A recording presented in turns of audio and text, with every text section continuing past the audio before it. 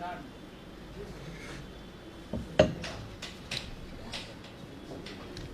हो गया। ऑन करें शुरू। आज की पत्रकार वार्ता में साथियों का स्वागत और धन्यवाद। संवैधानिक रूप में दिल्ली सरकार के पास 3 सब्जेक्ट मैटर संविधान ने नहीं दिया। वो है लैंड, पुलिस और लॉ एंड ऑर्डर। एक नोटिफिकेशन के माध्यम से सर्विसेज डिपार्टमेंट छीन लिया था, जो कि अभी सुप्रीम कोर्ट में मैटर लगा हुआ है, वेट कर रहा है जजमेंट के लिए।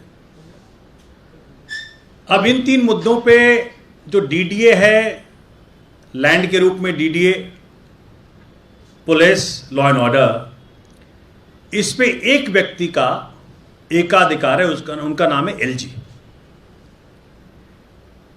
दिल्ली के अंदर जमीनों का जितना मसला है सब एलजी साहब के अंतर्गत आता है। डीडीए में भ्रष्टाचार हो, उसका प्राइम रिस्पॉन्सिबिलिटी एलजी साहब का बनता है। पुलिस में भ्रष्टाचार हो, प्राइम रिस्पॉन्सिबिलिटी एलजी साहब का बनता है। आज मैं डीडीए में एक बड़ा भ्रष्टाचार संज्ञान में आया है। किस प्रकार से ये भ्रष्टाचार हो रहा है, किस प्रकार से जनता दिल्ली की ठगी जा रही है, इसको आज मैं आपके जरिए पूरे दिल्ली को और देश को बताना चाहता हूं। 2019 में चूंकि दिल्ली में पिछले 9 साल से जो केजरीवाल जी ने गुड गवर्नेंस का एक मॉडल पेश किया है, उसके बाद लाख चाहने के बाद भी भाजपा इस मॉडल को हरा नहीं पा रही। 2020 के चुनाव के पहले आपको याद होगा, चूंकि दिल्ली में जितने भी अनऑथराइज्ड कॉलोनियां हैं, वहां पे 50 लाख से 60 लाख तक की संख्या है लोगों की। जितनी सुविधाएं केजरीवाल जी ने वहां पे दी, अरबों खरबों खर्च करके सड़कें बनाई, गलियां बनाई, स्ट्रीट लाइट्स बनाए, हर तरह की चीज दिए, जो कि पहले उनको नहीं दिया गया था। तो एक कंपटीशन सा माननीय मोदी जी ने करने की ठानी और आनंद फानन में 2019 में ये डिक्लेयर किया कि जी हम 1731 अनऑथराइज्ड कॉलोनियों में प्रॉपर्टी को रेगुलराइज कर देंगे और सबको रजिस्ट्री करा के देंगे। 50 लाख लोगों को हम घर देंगे। बड़े बड़े होर्डिंग लगे थे पूरी दिल्ली में, माननीय मोदी जी का फोटो साथ में लग के कि हम देंगे सबको रजिस्ट्री, सबको देंगे मालिकाना हक। पहली बार। अब आज स्थिति 3 साल बाद क्या है, उसको आप सुनेंगे तो हैरान रह जाएंगे। मतलब मैं माननीय जी साहब से कहना चाहता हूं कि आप उल जलूल कामों में लगे हुए हो। जो काम आपको करना चाहिए था उसमें तनिक भी आप ना तो दिखते हो करते हुए, ना इंटरेस्ट ले रहे हो या कुछ एक्स्ट्रा इंटरेस्ट ले रहे हैं। 50-60 लाख लोगों के,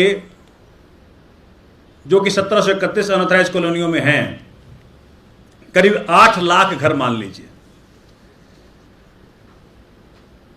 अब स्कैम क्या चल रहा है वहां, चूंकि सरकारी आदेश से ये जो किताब मेरे पास है, ये किताब है, ये पीएम उदय की किताब है, प्रधानमंत्री अनाधिकृत colony Delhi Awas Adhikar Yojana, PM unauthorised colonies in Delhi Awas Adhikar योजना। इसकी क्या सच्चाई, कितना बड़ा करप्शन है ये, कितना बड़ा झोल है ये, दिल्ली वालों को कैसे ठगा जा रहा है, मैं आपको बता रहा हूं। तो अब जो लोग इसके अनुसार रजिस्ट्री कराने जाते हैं तो सरकारी रूप में एक रेट लिस्ट दे दिया है कि जी अगर लेस देन 100 स्क्वायर मीटर होगा तो 800 रुपया कॉस्ट लगेगा, more than 100 square metre but less than 250 square metre होगा तो 1000 रुपया लगेगा, और ग्रेटर देन और इक्वल टू 250 स्क्वायर मीटर होगा तो 2500 लगेगा। अब मेरे पास एक स्लिप है, उसमें से एक व्यक्ति जिसने कि यहां लिखा है 41 स्क्वायर मीटर, उसे कॉस्ट बताया है 2500 प्लस जीएसटी और एसजीएसटी लगा करके 2950 रुपया। इसका लगना चाहिए था 800 रुपया, तो 800 रुपये की जगह लग गया कितना, 3000 रुपया। तो एक स्कैम तो यह है कि जहां 800 रुपया लगना चाहिए था वहां लग रहा है 3000 रुपया। और उससे बड़ा स्कैम क्या है, किसी भी व्यक्ति का 3000 देकर के भी नहीं हो रहा, उस व्यक्ति को मिनिमम, और बड़े मैं जिम्मेदारी के साथ कह रहा हूं, मिनिमम 1 लाख रुपया एक्स्ट्रा डीडीए मांग रहा है। और उसका प्रूफ आप लोगों ने खुद देखा होगा, पिछले दिनों इनके 2 फैसिलिटी सेंटर हैं, एक है जो कि लक्ष्मी नगर में, जहां से पंकज कुमार जो एडी थे, असिस्टेंट डायरेक्टर डीडीए, उनको सीबीआई ने अरेस्ट किया ओपनली ब्राइब लेते हुए। उसी प्रकार से मुनीरका मनी प्रोसेसिंग सेंटर है, Avinash Dagar assistant director DDA, जिनको सस्पेंड किया ब्राइब लेते हुए। मैंने डीडीए से जानकारी मांगी कि भाई ये बताओ अभी तक कितने को रजिस्ट्री पेपर दिया है आपने, तो डीडीए ने मुझे ऑन रिकॉर्ड कहा है कि 15,000 को दिया है। मतलब समझिए कि 8 लाख घरों में सिर्फ 15,000 को 3 साल में दिया है, मतलब 5,000 घर 1 साल में। इसका मतलब 8 लाख घर कब होगा, 160 साल में। तो 160 साल में ये रजिस्ट्री करके देंगे। यह है माननीय मोदी जी की विशाल योजना। तो दिल्ली के लोगों को मूर्ख बनाने का काम, धोखा देने का काम और दोनों हाथों से लूटने का काम भाजपा कर रही है। और इसका सीधा सीधा दायित्व माननीय एलजी साहब विनय कुमार सक्सेना जी को जाता है। तो 1 लाख रुपया 15,000 लोगों से मिनिमम, 2 मैंने बताया आपको, 2 नाम बताया बकायदा जिसको अरेस्ट किया गया करप्शन में। आप 15,000 में से कॉल करवा लीजिए, कुछ नहीं तो आपको 14,990 लोग मिलेंगे जो कि बताएंगे कि उनसे 1 लाख रुपये से लेकर 10 लाख रुपया तक ब्राइब लिया गया है। सो इतने बड़े कांड का तो कम मान लीजिए 15,000 को 1 लाख कर लें तो ये 150 करोड़ बनता है, बट मोटा मोटी ये 10 लाख तक के भी फिगर जाता है। और अगर 8 लाख करेंगे तो कितना फिगर जाएगा, 8 लाख करोड़। तो ये जो इतना मोटा भ्रष्टाचार, और उसके ऊपर भी 160 साल का स्कीम है प्रधानमंत्री का, 160 साल में रजिस्ट्री दे पाएंगे दिल्ली वालों को। मैं एलजी साहब से पूछना चाहता हूं, आप डीडीए के चेयरमैन हैं, क्या इतने बड़े भ्रष्टाचार का दायित्व आपके ऊपर नहीं जाता है? एज हेड ऑफ डीडीए क्या आपको इसका दायित्व लेकर के रिजाइन नहीं करना चाहिए? क्या इसकी सीबीआई जांच नहीं होनी चाहिए? क्या इसमें जो मनी ट्रेल है, इन्फोर्समेंट डायरेक्टरेट की रेड नहीं होनी चाहिए? ये सारे सवालों का जवाब एलजी साहब को देना बनता है। एक तरफ एलजी साहब ऐसे ऐसे मसलों को सीबीआई के सामने भेज रहे हैं जो कभी हुआ ही नहीं। कहते डीटीसी में घोटाला हो गया, जब टेंडर तक नहीं हुआ तो घोटाला कहां से हो गया? और यहां मैं प्रूफ दे रहा हूं आपको, ये डॉक्यूमेंट्स मेरे पास हैं। एलजी साहब कहेंगे तो मैं सब भेज दूंगा। सीबीआई चाहे तो मुझसे ले ले, ईडी चाहे तो मुझसे ले ले। और इन डॉक्यूमेंट्स के आधार पर मैं कह रहा हूं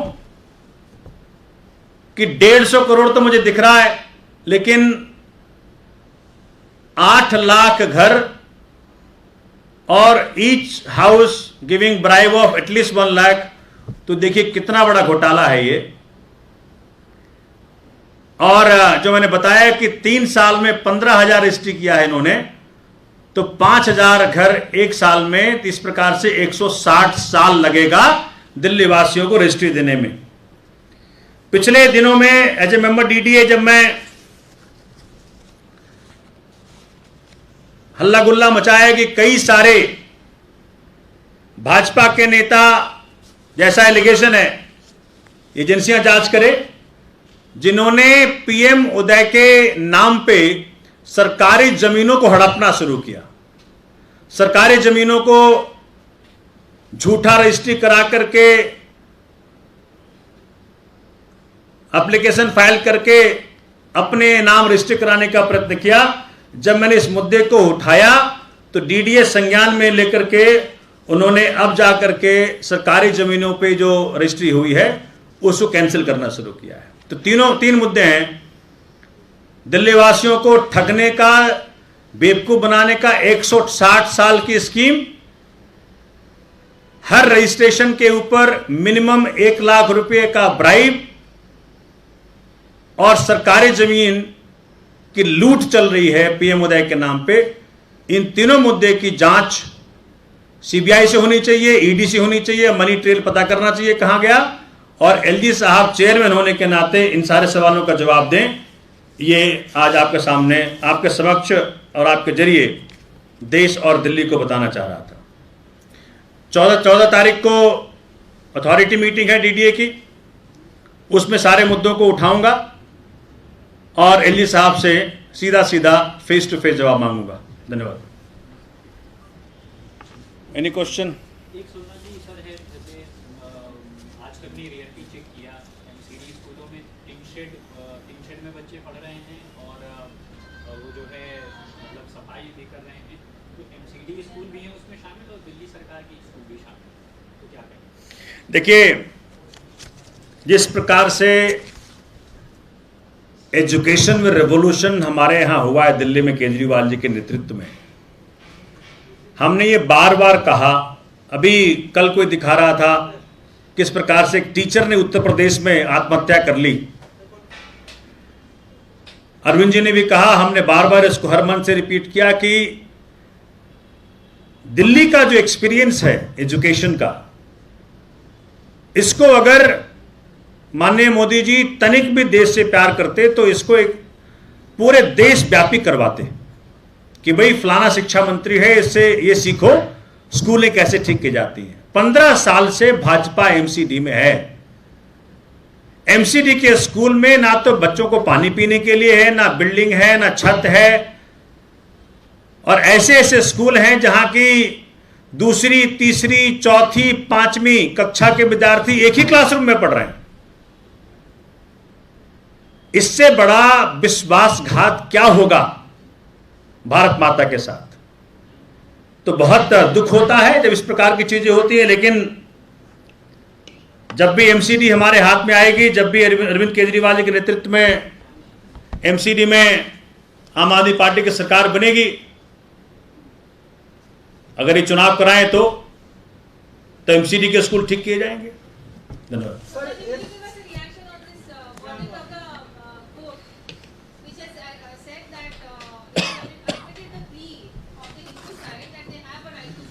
I don't know the details. Thank you.